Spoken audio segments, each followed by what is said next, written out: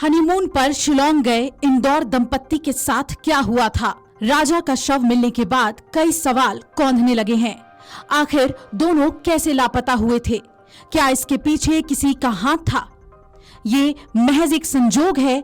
दोनों के लापता होने के पीछे कोई एक्सीडेंट है या फिर हत्या? ये तमाम सवाल सभी के जहन में हैं।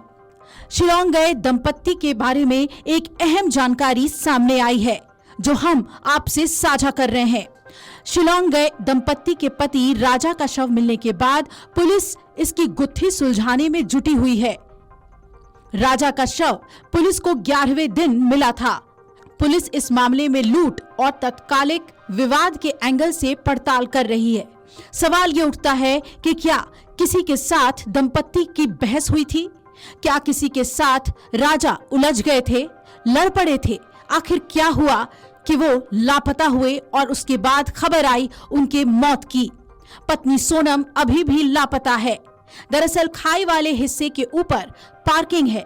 आशंका है कि वहां राजा का किसी से विवाद हुआ था और उसे मारकर खाई वाले हिस्से में फेंक दिया गया।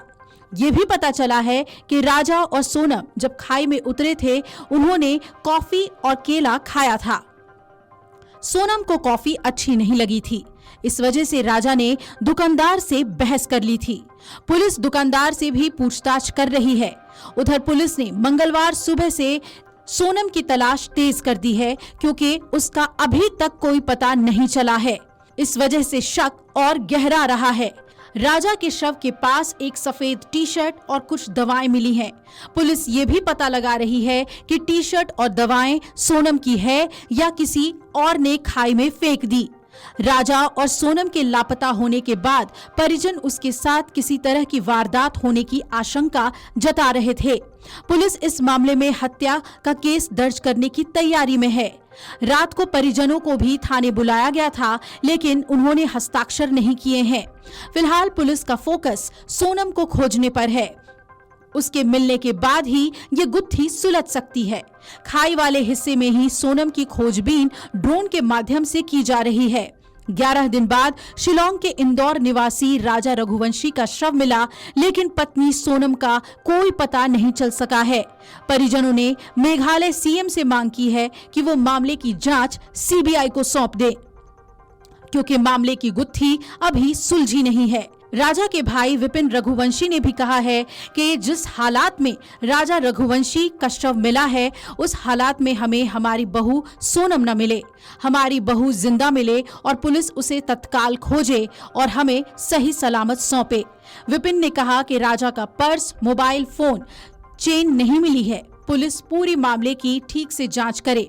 विपिन ने लूट की आशंका जताई है और पार्किंग यार्ड के नीचे ही शव पाया गया। कोई सीसीटीवी कैमरा नहीं है। पुलिस ने शुरुआती जांच की गति ढीली रखी। जिस स्थान पर राजा की लाश मिली वहां से फॉरेंसिक विशेषज्ञों ने सबूत जुटाए हैं।